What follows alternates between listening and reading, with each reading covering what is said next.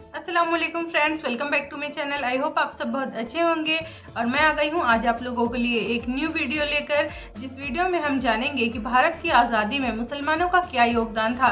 जानेंगे इस वीडियो में, तो इस वीडियो को हमारे साथ लास्ट तक ज़रूर देखिएगा। क्या आप जानते हैं कि अंग्रेजों के खिलाफ लड़ाई लड़ने वाला पहला शख्स एक मुसलमान था। मुसलमानों ने ही भारत की आज़ादी के लिए सबसे पहले हथियार उठाए। अंग्रेजों भारत छोड़ो का नारा देने वाला शख्स भी एक मुसलमान था। मुंबई में पैदा होने वाले यूसुफ मेहर अली ने ही 1942 में सबसे पहले इस नारे का प्रयोग किया। साइमन गो बैक का नारा भी यूसुफ मेहर अली ने दिया था। बहुत कम लोग जानते हैं कि मुसलमानों ने ही असहयोग आंदोलन की शुरुआत की थी। 1920 में खिलाफत आंदोलन के दौरान मोहम्मद अली जौहर और मौलाना अबुल कलाम आजाद ने सबसे पहले अंग्रेजी सामान का बहिष्कार करने की रणनीति बनाई, जो कुछ ही दिनों में पूरे भारत में फैल गई। असहयोग आंदोलन में मुसलमानों ने बढ़ चढ़कर हिस्सा लिया। भारत के सबसे बड़े शुगर व्यापारी हाजी सबू सिद्दीक ने अपनी शुगर फैक्ट्री पूरी तरह बंद कर दी। ये फैक्ट्री इतनी बड़ी थी कि इसके द्वारा बनाई गई शुगर पूरे इंग्लैंड में इस्तेमाल की जाती थी। बहुत कम लोग जानते हैं कि बाटा कंपनी भी मुसलमानों की थी, जिसे असहयोग आंदोलन के दौरान एक अंग्रेज ने खरीद लिया था। मुसलमानों ने इस आंदोलन के समर्थन में अपना सब कुछ कुर्बान कर दिया।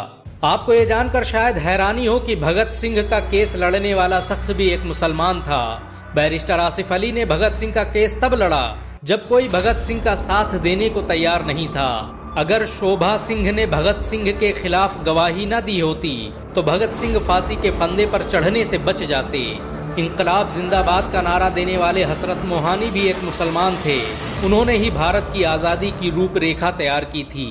इतिहासकारों के मुताबिक 1857 में होने वाले विद्रोह में 50,000 से अधिक उलमाओं को फांसी दी गई और लाखों मुसलमान सरेआम कत्ल कर दिए गए। 1857 में दिल्ली से लेकर कलकत्ता की रोड पर कोई ऐसा पेड़ नहीं था जिस पर मुस्लिम उलमाओं की लाशें न टंगी हों। मुसलमानों ने ही भारत की आज़ादी के लिए पहली जंग लड़ी। मैसूर के सुल्तान हैदर अली और उसके बेटे टीपू भारत की आज़ादी के लिए शहीद होने वाले पहले शासक थे। मशहूर क्रांतिकारी अशफाकुल्ला खान सबसे कम उम्र में फांसी पाने वाले भारत के पहले व्यक्ति थे। औरंगजेब के शासनकाल में अंग्रेज कभी भारत में दाखिल न हो सके। बहुत कम लोग जानते हैं कि जय हिंद का नारा एक मुसलमान आबिद हसन सफानी ने दिया था। ये नारा आज भी भारतीय सेना और शासकीय प्रणाली में सम्मान स्वरूप इस्तेमाल किया जाता है। तिरंगे का निर्माण करने वाली सुरैया तैयब जी भी एक मुसलमान थी। उन्होंने ही भारत के राष्ट्रीय ध्वज को वर्तमान रूप दिया था। हैदराबाद में जन्मी सुरैया तैयब जी के जरिए बनाया गया तिरंगा आज भी पूरे भारत में लहरा रहा है। मुसलमानों ने भारत के लिए जो किया वो आज तक कोई नहीं कर पाया।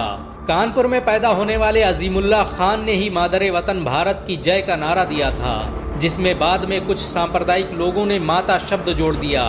आपको ये जानकर शायद हैरानी हो कि भारत का पहला राष्ट्रीय गीत अजीमुल्लाह खान ने ही लिखा था।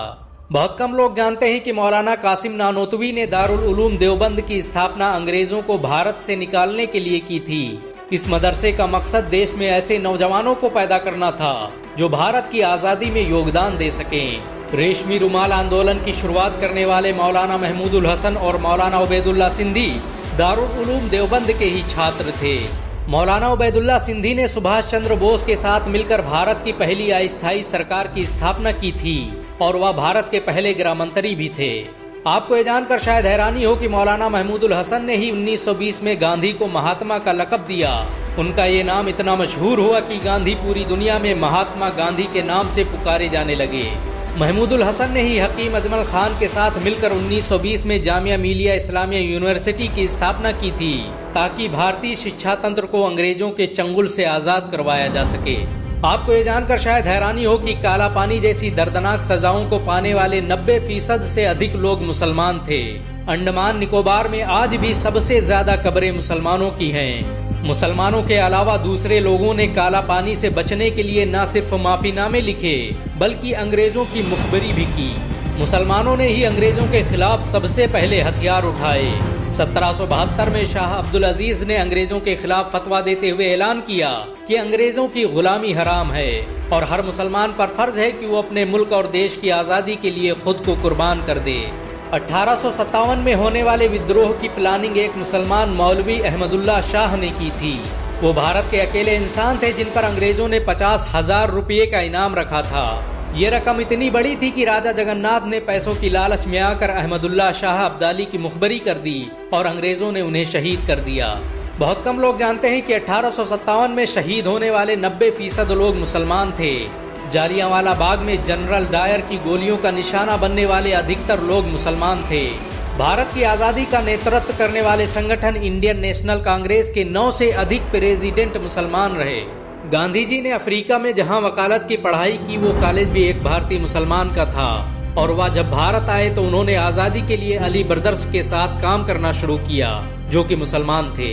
बहुत कम लोग जानते हैं कि 1921 में केरल के मुसलमानों द्वारा अंग्रेजों के खिलाफ लड़ी गई जंग में 3000 से अधिक मुसलमान शहीद हुए और 50,000 मुसलमानों को जेल में कैद कर दिया गया। ये आंदोलन मोपला मुस्लिम आंदोलन के नाम से जाना जाता है। 1942 में शुरू हुए भारत छोड़ो आंदोलन की रूपरेखा मौलाना अबुल कलाम आज़ाद ने तैयार की थी। संविधान निर्माता डॉक्टर भीमराव अंबेडकर को पहचान दिलाने में मुसलमानों का बड़ा योगदान रहा। 1946 में जब भीमराव अंबेडकर दलित होने की वजह से इलेक्शन हार गए तो बंगाल मुस्लिम लीग ने उन्हें मुस्लिम इलाकों से इलेक्शन लड़ने की दावत दी। इस तरह भीमराव अंबेडकर संविधान सभा का हिस्सा बन सके। अगर मुसलमान भीमराव अंबेडकर को इलेक्शन न जिताते तो उन्हें कभी भारत का संविधान लिखने का मौका न मिलता। भारत की आज़ादी के लिए सबसे ज्यादा लेख, शायरी, गीत और किताबें मुसलमानों ने ही लिखी। अल्लामा इकबाल के जरिए लिखा गया सारे जहां से अच्छा आज पूरे भारत में गाया जाता है। देश के लिए शहीद होने वाला पहला पत्रकार मौलाना मीर बाकर एक मुसलमान था। भारत की आज़ादी के लिए मुस्लिम राजाओं और महाराजाओं ने अपने खजाने खोल दिए। कोलकाता के हाजी उस्मान सईद ने अपना सब कुछ भारत की आज़ादी के लिए कुर्बान कर दिया। हाजी उस्मान की अमीरी का अंदाजा इसी बात से लगाया जा सकता है कि 1920 तक कोलकाता में बनने वाला हर स्कूल और हर बड़ी बिल्डिंग उन्हीं की थी।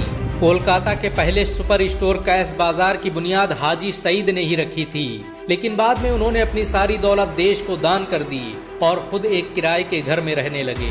अमीर हमजा और यूसुफ हबीब मरफानी जैसे मुसलमानों ने अपनी अरबों रुपये की संपत्ति देश की आज़ादी के लिए दान कर दी।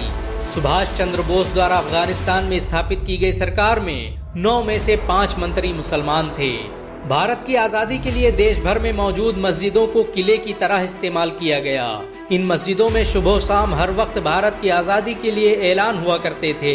आज़ादी के वक्त कोई मस्जिद ऐसी नहीं थी जिसकी दीवारों पर मुसलमानों का खून न लगा हो।